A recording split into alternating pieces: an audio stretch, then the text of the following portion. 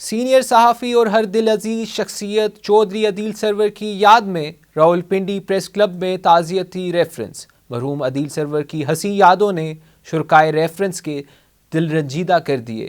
مذہبی، سیاسی اور سماجی شخصیات کی شرکت، مرحوم کی خدمات کو خراج تحسین۔ تفصیل جانتے ہیں یوسف حمدانی کی اس رپورٹ میں۔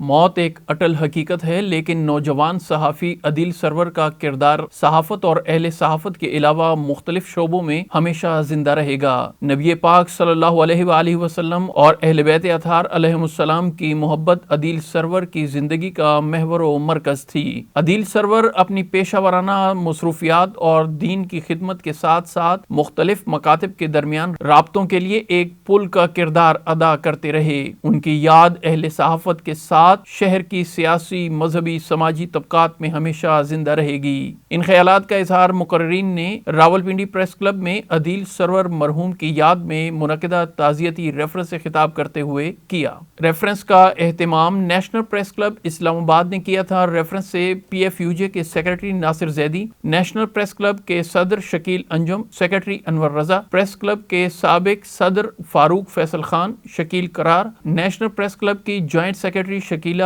جلیل، تحریک نفاذ فقہ جعفریہ کے مرکزی سیکرٹری اطلاعات سید قمر حیدر زیدی، بو علی مہدی، شفقت ترابی، وفاقی پارلیمانی سیکرٹری برائے نارکوٹکس شیخ راشد شفیق، سابق میئر راولپنڈی سردار نسیم، گرین ٹاسک فورس کے چیئرمین ڈاکٹر جمال ناصر، جماعت اسلامی کے رہنما رضا احمد شاہ، تحریک انصاف کے رہنما عارف عباسی، ساجد قریشی، جمعیت علماء اسلام کے رہنما علامہ سید اظہار حسین بخاری، انجمن تاجران راولپنڈی کے صدر شاہد غفور پراچا، سیکرٹری جنرل ندیم شیخ، عوامی تحریک کے رہنما غلام علی، مسلم لیگ نون شعبہ خواتین کی رہنما سمینہ شعیب، دربار شاہ چند چراغ کے سجادہ نشین سید اعتبار بخاری، پیپلز پارٹی کی رہنما سمیرہ گل، شیخ حمید، علی فرقان، ساجد شیخ اور اقبال ملک سمیت مختلف سیاسی و مذہبی سماجی شخصیات نے خطاب کیا، جبکہ عدیل سرور مرحوم کے خالو ڈاکٹر تنویر علوی، ماموزاد عبدالرؤوف اور خالہ زاد اسد امان نے خصوصی شرکت کی۔ مقررین نے کہا کہ عدیل سرور ایک انتہائی متحرک، خوش اخلاق، زیرک اور فہم و فراست کے حامل شخصیت تھے، جو دنیاوی معاملات کے ساتھ ساتھ حب